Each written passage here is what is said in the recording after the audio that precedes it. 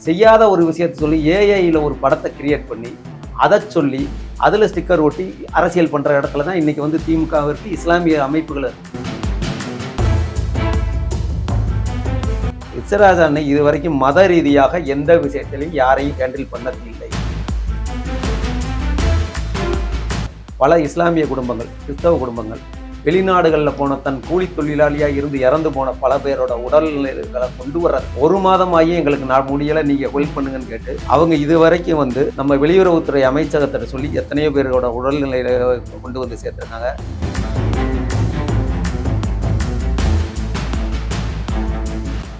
மத ரீதியாக ஒருத்தரை வந்து சத்தம் போடுறாங்கன்னா, இல்லை அவங்களை கண்டித்து போயிடுறாங்கன்னா, ஒன்று அவங்க வந்து தேச விரோத மனநிலையில் ஏதாவது ஒரு விஷயத்தை கிரியேட் பண்ணவனாக இருப்பான். அப்படி இல்லைன்னா வந்து ஹிந்து கோயில்களையோ ஹிந்துக்களையோ அவமானப்படுத்துகிற இடத்துல வந்து அவங்க இருந்திருப்பாங்க. சிறுபான்மை அமைப்புகளில் இருக்கக்கூடிய சில பயங்கரவாதிகள், அடிப்படைவாதிகள், இல்லை தவறான தொழில் பண்ணுறவங்க வந்து தன்னை தாண்டி தன் மக்கள் வந்து பிஜேபி பக்கமும் மற்றவங்க பக்கம் போயிடக்கூடாதுன்றதுக்காக பூச்சாண்டி காட்டுறதுக்கு ஒரு ஆள் தேவைன்னு எச்ராஜாவை டெரராகவே காட்டுறது.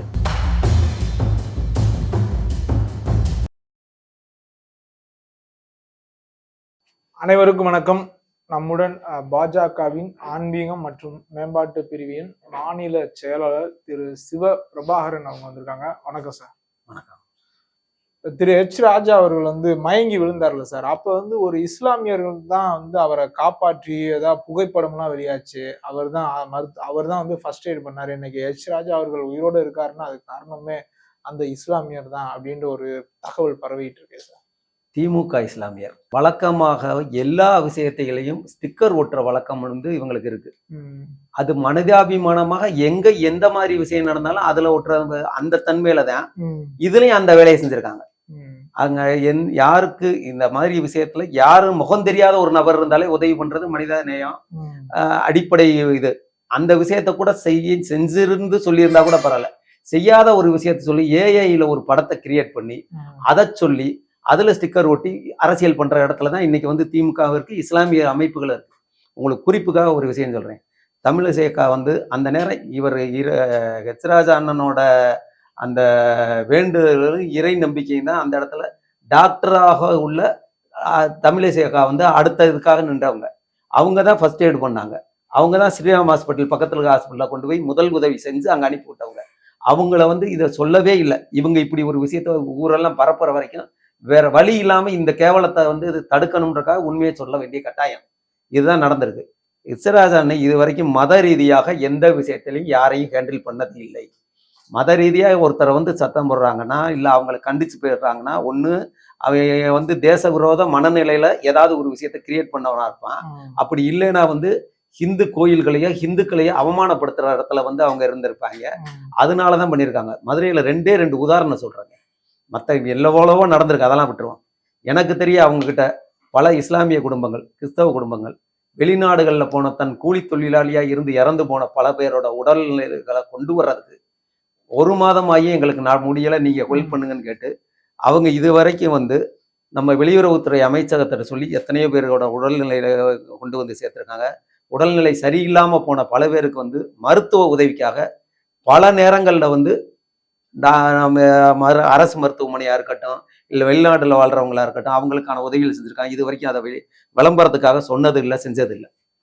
அதோட வந்து மதுரையில 2 தகவல் மட்டும் சொல்றேன். அமெரிக்கன் காலேஜில் வந்து தொடர்ந்து ஒரு இது அவங்களுக்குள்ள ஒரு நிர்வாக சண்டை நடந்துகிட்டு தெரியுங்களா உங்களுக்கு? கேள்விப்பட்டிருக்கீங்களா? பழைய நிர்வாகிகள் புதிய நிர்வாகிகளுக்கு அதுல உள்ளதுல இன்னைக்கு நிர்வாகத்தில் உள்ளவருக்கு ஆப்பனட்டாக உள்ள ஒரு குரூப். ஆனா அவங்களும் உள்ளுக்குள்ள பழகாம இருக்கிறவங்க கிறிஸ்தவ. அங்க நடந்திருக்க தவறுகளையும் அங்க இருக்கிற லஞ்ச ஊழல் ஆரம்பிச்சு மோசடியாக வந்து நிர்வாகத்தை பயன்படுத்தி பணத்தை சொத்துக்களை வித்ததையும் வந்து ஆன் ரெக்கார்டா கொண்டு வந்து கையில கொடுக்குறாங்க. கையில வந்து வாங்கி எல்லாத்தையும் பார்த்து அப்படியே அவங்க கையில திருப்பி கொடுத்தாரு. சட்ட ரீதியா நீங்க சொல்ற எல்லா விஷயமும் நடந்திருக்கு. ஆனால் இதுல நாம் பேசினால் இது அரசியலுக்காக நாம் பேசிடலாம். அது வந்து உங்களுக்கு வந்து நல்லதில்லை. இவ்வளவு பெரிய நிர்வாகம் வந்து சீர்கற்றக்கூடாது. இது உங்களுக்குள்ள உள்ள விஷயம். நீங்க சட்ட ரீதியா நீங்களே போங்க, அதுதான் முறைன்னு சொல்லி அதுக்கு அவங்க வந்து பலி பண்ணி அவங்களுக்காக கையில கொடுத்து விட்டாங்க. அதை நினைச்சிருந்தா அந்த காலேஜ் இத்தனை 100 வருட பாரம்பரிய காலேஜ், அந்த காலேஜை ஒரு நிமிஷத்துல வந்து இவ்வளவு கேவலமான இடத்துல நிர்வாகம் நடக்குதுன்ற கொண்டு போயிருக்கலாம். எத்தனையோ பேரோட படிப்பு இந்த மாதிரி விஷயங்கள் இது நடந்துடக்கூடாதுன்றக்காக அவங்களுக்கு அட்வைஸ் பண்ணி நான் தலையிட்டா இது உங்களோட சமுதாயமே உங்களையே எதிரியாக்க வாய்ப்பு இருக்கு, அதனால இதை செய்யாதங்கன்னு சொன்னாங்க. இது ஒண்ணு கிறிஸ்தவர்கள்ல. முஸ்லீம் அமைப்புகள்ல சொல்றேன்.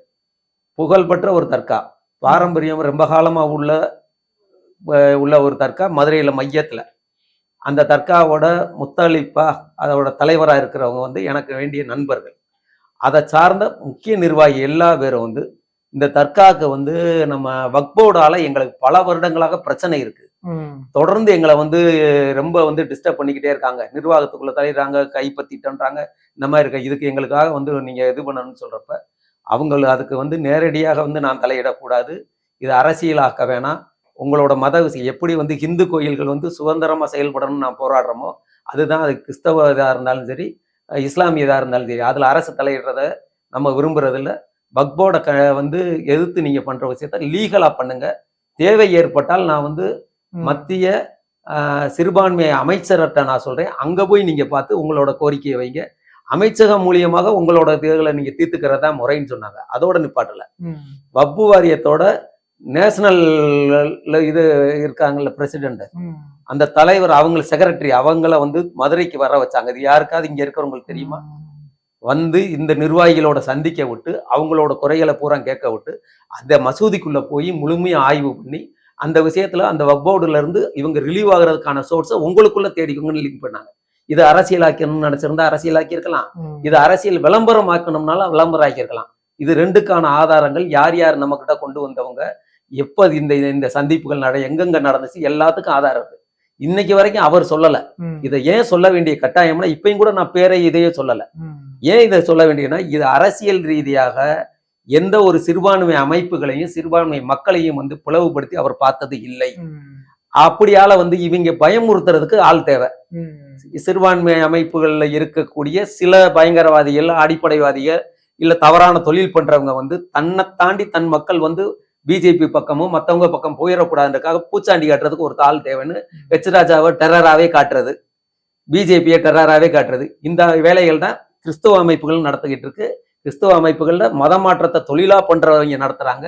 இஸ்லாம் அமைப்புல தவறான தொழில் பண்ணிக்கூடிய சட்டவிரோத அமைப்புகளை சார்ந்தவங்க நடத்துறாங்க.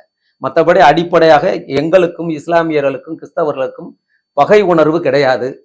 தேசபக்தி அடிப்படையில தேச விரோதமான செயல்கள் வர்றப்பையும் மதமாற்ற செயல்கள் வர்றப்போ கண்டிக்கிறது ஒவ்வொரு இந்துக்களோட அடிப்படை கடமை. அவர் இந்து தர்ம போராளியாக இருக்கிறதுனால அவர் அதிகமாக கண்டிப்பார். இதுதான் நடந்திருக்கு. ரொம்ப நன்றிங்க.